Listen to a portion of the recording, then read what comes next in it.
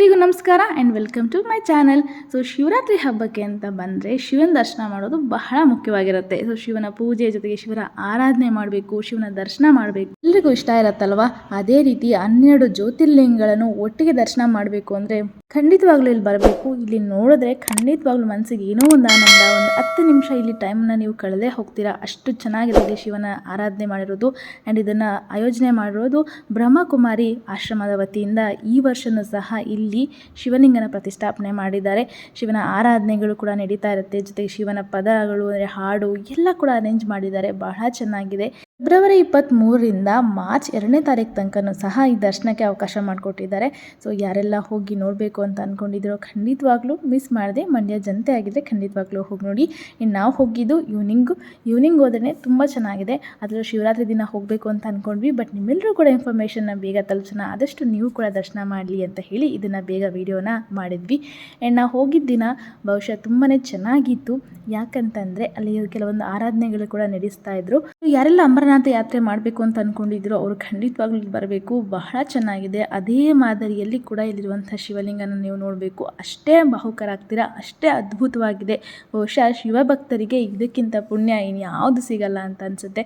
So ಅಷ್ಟು ಚೆನ್ನಾಗಿ ಮಾಡಿದ್ದಾರೆ. ಸೊ ನೀವು ಒಳಗಡೆ ಹೋಗ್ತಾ ದಯವಿಟ್ಟು ಗುಹೆ ಒಳಗೆ ಹೋಗಿ ಒಂದು ಶಿವಲಿಂಗನ ದರ್ಶನ ಮಾಡುವಷ್ಟು ಒಂದು ಅದ್ಭುತವಾದ ಅನುಭವಗಳನ್ನ ಕೊಡುವಷ್ಟು ಚೆನ್ನಾಗಿ ನಿರೂಪಣೆ ಮಾಡಿದ್ದಾರೆ. ನನಗಂತೂ ತುಂಬ ಇಷ್ಟ ಆಗಿದ್ದಂದರೆ ಈ ಅಮರನಾಥ ದರ್ಶನ ಮಾಡೋದು.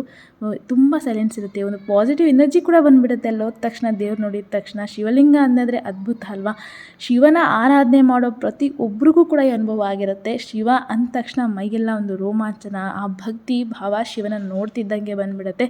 ನೋಡಿ, ಸ್ಟೇಟ್ ಅಮರನಾಥದಲ್ಲಿ ಹೇಗೆ ಐಸಲ್ಲಿ ಶಿವನ ಚಿತ್ರ ಮೂಡಿರುತ್ತೋ ಅದೇ ಮಾದರಿಯಲ್ಲಿ ಮಾಡಿದ್ದಾರೆ. ಬಹಳ ಚೆನ್ನಾಗಿದೆ. ಇದಂತೂ ಅದ್ಭುತ, ವಿಸ್ಮಯ ಅಂತ ಹೇಳ್ಬೋದು. ಒಂದಷ್ಟೊತ್ತು ಅಲ್ಲಿ ಕಾಲ ಕೂಡ ಕಡಿಬೋದು ನಾವು, ಅಷ್ಟು ಚೆನ್ನಾಗಿದೆ.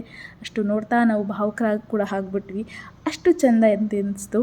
ಸೊ ಹಾಗೆ ಮುಂದೆ ಹೋಗ್ತಾ ಅದೇ ಮಾದರಿಯಲ್ಲಿ ಕೂಡ ಎಕ್ಸಿಟ್ ಕೂಡ ಕೊಟ್ಟಿದ್ದಾರೆ. ಸೊ ನಿಮಗೆ ಆ ಫೀಲ್ ಬರಲಿ ಅಂತ. ಅದಾದಮೇಲೆ ಮುಂದೆ ಹೋಗ್ತಾ ನಮಗಂತೂ ಅನಿಸಿದ್ದು ಕುಂಭಕರ್ಣ. ಬಹುಶಃ ನಾವು ಕುಂಭಕರ್ಣ ನೋಡಿರ್ತೀವೋ ಇಲ್ವೋ ಗೊತ್ತಿಲ್ಲ. ಬಹುಶಃ ಇವ್ರು ಮಾಡಿರುವಂತಹ ಕುಂಭಕರ್ಣ ಇದೆಯಲ್ಲ ಬಹಳ ಅದ್ಭುತವಾಗಿದ್ದಿದೆ. ಯಾಕೆಂದರೆ ಕುಂಭಕರ್ಣ ನಾವು ಬರೀ ಓದನಲ್ಲಿ ಅಥವಾ ಒಂದು ಇಮ್ಯಾಜಿನೇಷನಲ್ಲಿ ಅಷ್ಟೇ ನೋಡಿರ್ತೀವಿ. ಬಟ್ ಡೈರೆಕ್ಟಾಗಿ ನೋಡಿದಾಗ ಹೀಗೆ ಇದ್ನೇನೋ. ಮಕ್ಕಳಿಗಂತೂ ಬಹಳ ಖುಷಿಯಾಗುತ್ತೆ. ಖಂಡಿತವಾಗ್ಲೂ ಮಕ್ಕಳನ್ನ ಕರ್ಕೊಂಡು ಹೋಗಿ. ಅದರಲ್ಲೂ ಕೆಲವ್ರು ಗೊತ್ತಿರೋ ಮಕ್ಕಳಿಗಂತೂ ತುಂಬ ಖುಷಿಯಾಗುತ್ತೆ ಇದನ್ನು ನೋಡಿ. ಹಾಗೆ ನಮ್ಮ ಇಂಡಿಯಾ ಮ್ಯಾಪ್ನಲ್ಲಿ 12 ಜ್ಯೋತಿರ್ಲಿಂಗಗಳು ಎಲ್ಲೆಲ್ಲಿದೆಯೋ ಅಲ್ಲಲ್ಲೇ ಜ್ಯೋತಿರ್ಲಿಂಗ ಪ್ರತಿಷ್ಠಾಪನೆ ಮಾಡಿದ್ದಾರೆ. ನೀವು ನೋಡ್ತಿರ್ಬೋದು, ಅದು ಇಂಡಿಯಾ ಮ್ಯಾಪ್ನ ರಚನೆ ಮಾಡಿ ಅಲ್ಲಿ ಜ್ಯೋತಿರ್ಲಿಂಗಗಳನ್ನ ಅಲ್ಲಿ ಇಟ್ಟಿದ್ದಾರೆ.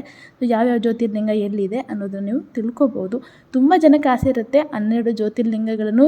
ಶಿವಭಕ್ತರಿಗಂತೂ ಆಸೆ ಇರುತ್ತೆ. ನನಗೂ ಕೂಡ ಆಸೆ ಇದೆ 12 ಜ್ಯೋತಿರ್ಲಿಂಗಗಳನ್ನ ನೋಡಬೇಕು ಜೀವನದಲ್ಲಿ ಅಂತ.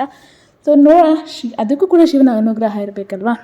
ಕುಂಭಕರ್ಣ ಮಾತಾಡೋಕ್ಕೆ ಶುರು ಮಾಡಿದ್ರೆ ಏನಂತ ಮಾತಾಡ್ತಾರೆ, ಕುಂಭಕರ್ಣನೇ ಹೇಗೆಲ್ಲ ಮಾತಾಡಿಸ್ತಾರೆ ನೋಡೋಣ ಬನ್ನಿ.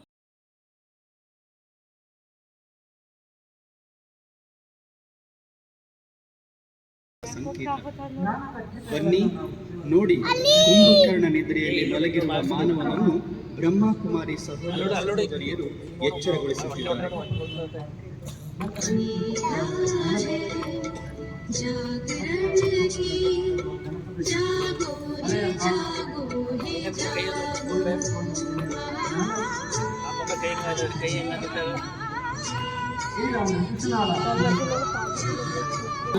ಪುನಃ ಧರ್ಮಗ್ಲಾನಿಯ ಸಮಯ ಬಂದಾಗಿದೆ.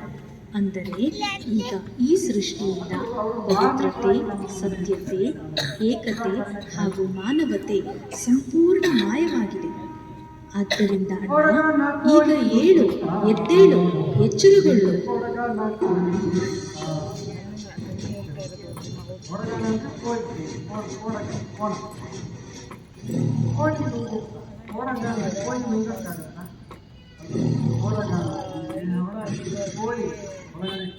ಹೇ ಪ್ರಿಯ ಆತ್ಮನೇ, ಏಳು. ಈಗ ಈ ಸೃಷ್ಟಿ ಚಕ್ರ ಪುನಃ ಬಾಂಬುಗಳು, ನೈಸರ್ಗಿಕ ವಿಕೋಪಗಳು ಹಾಗೂ ರೋಗ ರುಜಿನ ಇತ್ಯಾದಿಗಳು ಅಂತಿಮ ಸಮಯದ ಲಕ್ಷಣಗಳಾಗಿವೆ. ಸಮಯ ತುಂಬ ಕಡಿಮೆ ಉಳಿದಿದೆ.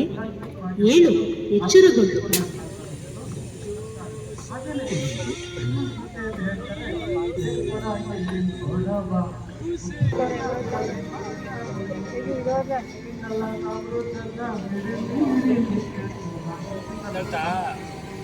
ನಾನು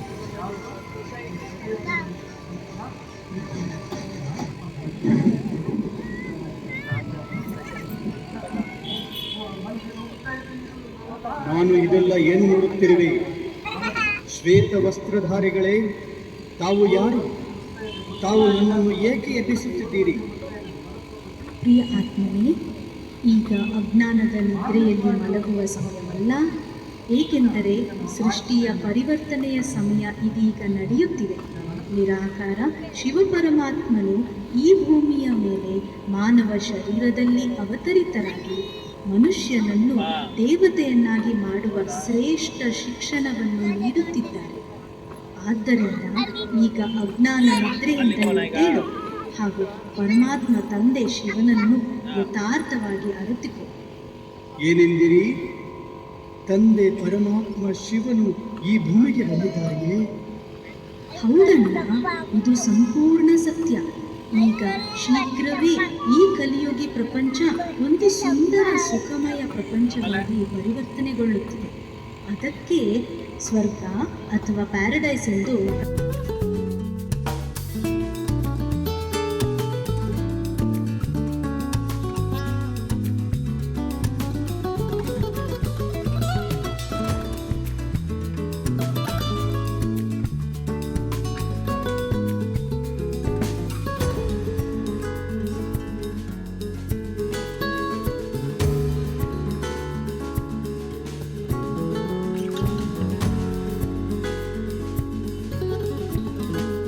ಇನ್ನು ಈ 12 ಜ್ಯೋತಿರ್ಲಿಂಗಗಳನ್ನ ನೋಡ್ತಾ ಇದ್ದರೆ ಶಿವನನ್ನು ಆರಾಧನೆ ಮಾಡುವಂತಹ ನಾವೆಷ್ಟು ಪುಣ್ಯವಂತರು ಅಂತ ಅನಿಸುತ್ತೆ ಅಲ್ವಾ.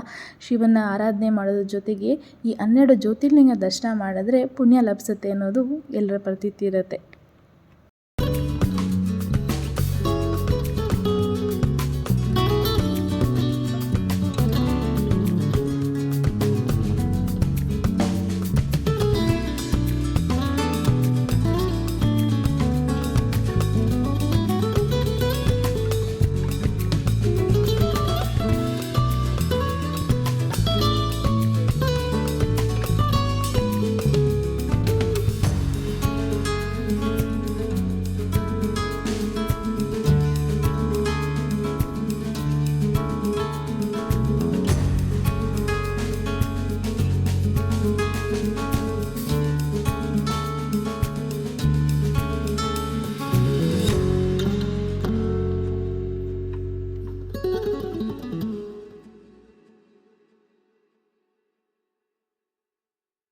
ಶಿವನಿಗೆ ಪ್ರಿಯವಾದ ಪ್ರಾಣಿ ನಂದಿ. ನಂದಿ ಇದ್ದರೆ ಶಿವ ಇದ್ದಂತೆ. ಶಿವನಿಗೆ ಆರಾಧನೆ ಮಾಡುವ ನಂದಿ ಕೂಡ ಶಿವನ ಅಪ್ಪಟವಾದ ಭಕ್ತ ಉಳ್ಳವರು. ಅವರು ಕೂಡ ಶಿವನ ತುಂಬಾ ಇಷ್ಟಪಡ್ತಾರೆ. ಇನ್ನು ನಂದಿ ವಿಗ್ರಹ ಆಗಿರ್ಬೋದು, ಶಿವಲಿಂಗ ಆಗಿರ್ಬೋದು, ಬಹಳ ಚೆನ್ನಾಗಿ ಮಾಡಿದ್ದಾರೆ. ಅದರ ಜೊತೆಗೆ ಶಿವ ಪಾರ್ವತಿಯರನ್ನು ನೋಡೋದೇ ಒಂದು ಖುಷಿ ಅಲ್ವಾ. ಅಪ್ಪ ಅಮ್ಮ ನೋಡಿದಷ್ಟು ಖುಷಿ ಆಗುತ್ತೆ ಶಿವ ಪಾರ್ವತಿಯರನ್ನು ನೋಡಿದ್ರೆ. ನೀವು ಇಲ್ಲಿ ನೋಡ್ತಿರ್ಬೋದು, ಪ್ರತಿಯೊಂದು ಕೂಡ ದೇವರಿಗೆ ಸಂಬಂಧಪಟ್ಟಿರೋದೇ ಆಗಿದ್ದರೂ ಇಲ್ಲೊಂದೇನೋ ಒಂದು ಪಾಸಿಟಿವ್ ಎನರ್ಜಿ ಅಂತ ಕಣ್ಣಿಗೆ ಕಾಣಿಸುತ್ತೆ. ಒಂದು ತುಂಬ ಟೈಮ್ ಇದ್ದರೆ ನೀವು ಕೂತ್ಕೊಂಡು ಅಲ್ಲಿ ಆರಾಧನೆ ನೋಡ್ಬೋದು. ಸ್ವಲ್ಪ ಇಲ್ಲಿ ನಿಮಗೆ ಚೇರ್ಗಳ ವ್ಯವಸ್ಥೆ ಕೂಡ ಮಾಡಿದ್ದಾರೆ. ಇನ್ನು ನವದುರ್ಗೆಯರ ಅವತಾರದಲ್ಲಿ ರಿಯಲ್ ಆಗಿ ಇದನ್ನು ಮಾಡಿರೋದು ತುಂಬಾ ಖುಷಿಯಾದಂಥ ವಿಚಾರ. ಯಾಕೆಂದರೆ ಪ್ರತಿಯೊಬ್ಬರು ರಿಯಲ್ ಆಗಿ ಅಲ್ಲಿರುವಂಥದ್ದನ್ನು ದುರ್ಗೆಯರ ಅವತಾರದಲ್ಲಿ ಕೂತಿರೋದಂತೂ ಬಹಳ ಚೆನ್ನಾಗಿದೆ ನೋಡಿ.